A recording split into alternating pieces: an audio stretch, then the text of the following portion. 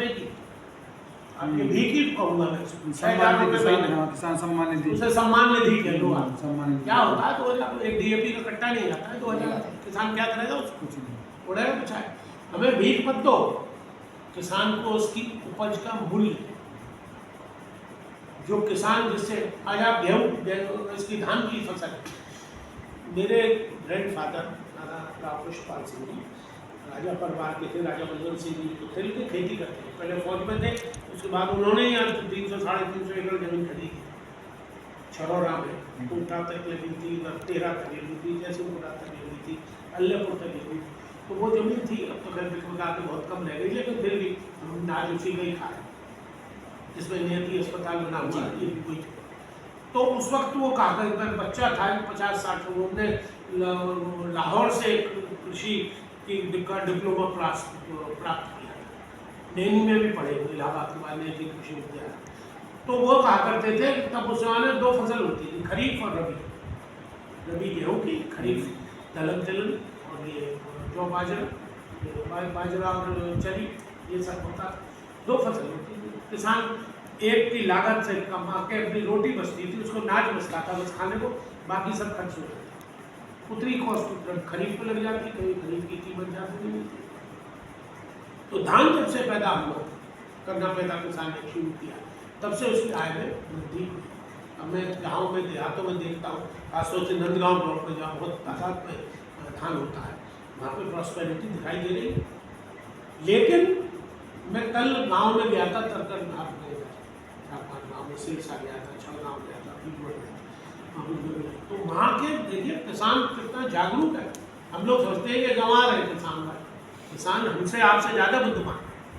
वहाँ बतारी में हम बैठे हुए थे गली में, तो एक किसान बोला कि बाबूजी कुंवर साहब तुम कहाँ कह रहे हो या सरकार की, हम तो मरे पड़े, क्यों, अब तो धान बिक रहा है तुम्हारा 3-3 हज़ार 3200 बोले 2200 2400, जबरदस्ती उनको बड़ा भारी वजन बढ़ रहा है, बलिदान देना चाह रहे हैं, बलिदान देना चाह रहे हैं, वो दिख रही हार रही तो है। ये इनकी परिस्थितियां अनुकूल नहीं है, इसलिए ये सब।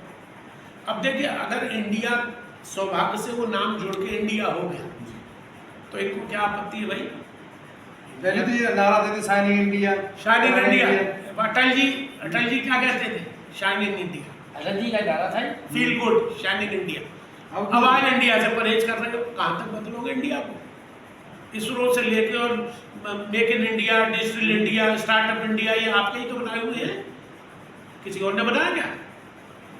Startup India, make in India, digital India किसने बनाए? मोदी जी ने ही तो बताया।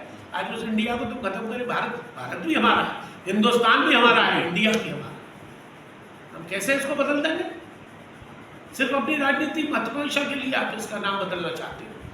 देखिए हम विदेशों में गए, कई कंट्रियों में हुआ है कि संग दुराचार हो रहे हैं, व्यभिचार हो रहे हैं, रोज दुर्घटनाएं हो रही हैं, लड़कियों को उठा के ले जा रहे हैं, और मोदी योगी जी कहते हैं कि सुशासन आ गया। सिर्फ मुसलमानों को मारने से, मुख्तार अंसारी को जेल में डालने से और अतीक अहमद को गोली मारने से आपकी समस्या का निदान नहीं होगा महाराज।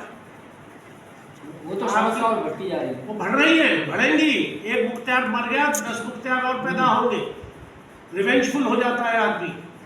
अतीक अहमद मर गया, उसकी बीवी आज तक पकड़ में नहीं है, नहीं आई, आएगी भी नहीं है। उसका भतीजे ने तो बीजेपी ज्वाइन कर लिया है, कैसे वहां जाके शुद्ध हो जाता है आदमी, हैं? यहाँ क्रिमिनल होता है, मायावती के संग रहे तो क्रिमिनल है, समाजवादी में रहे तो क्रिमिनल है, कांग्रेस में रहे तो क्रिमिनल, बीजेपी चला गया तो शुद्ध हो गया, कमल आ गया। तो ये कहाँ करना है? अरे भाई खराब आदमी अगर मैं हूँ तो मैं यहाँ भी खराब हूँ, वहाँ भी खराब हूँ, पूरा खराब है, उसको क्यों ले रहे हो आप भैया से आदमी? ब्रजभूषण शरण खुलेआम दुनिया ने कहा, कितने दिनों बेचारी वो लड़कियां जिन्होंने भारत का नाम रोशन किया महिलाओं ने, क्या उसको हटाया नहीं जा सकता था अपनी पार्टी? अरे MP से न देता त्यागपत्र, पार्टी से निकाल तो देते। सभी पुलिस से प्रताड़ित कि साहब हमारे लड़के को बंद कर दिया, हमारी मोटरसाइकिल बंद कर दी, हमारी स्कूटी बंद कर दी, हमारी गाड़ी बंद कर दी, वहाँ फोन कर दो, इस चौकी पे कर दो, इस थाने, मुझ पर और कोई काम ही नहीं सिवाय पुलिस वालों।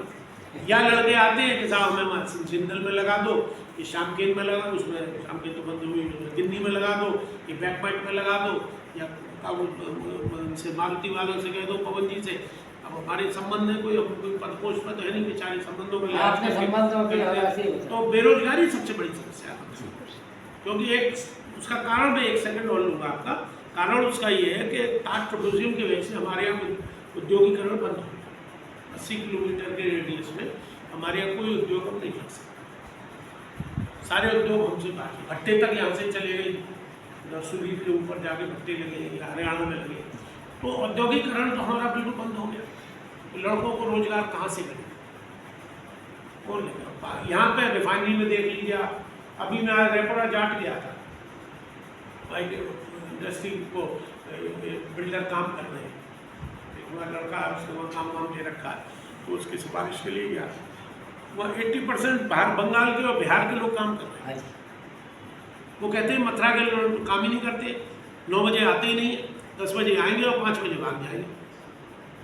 अरे मैंने कहा नहीं साहब, ऐसा है आप बोले था हम तो लगाना चाहते हैं, लेकिन वो काम ही नहीं करना चाहते। वहाँ बिहारी और बंगाली जाके वहाँ पर उसमें दलदल में भी बैठ के काम कर रहे हैं। जमुना ऊपर आ गई थी, वो पानी अभी 2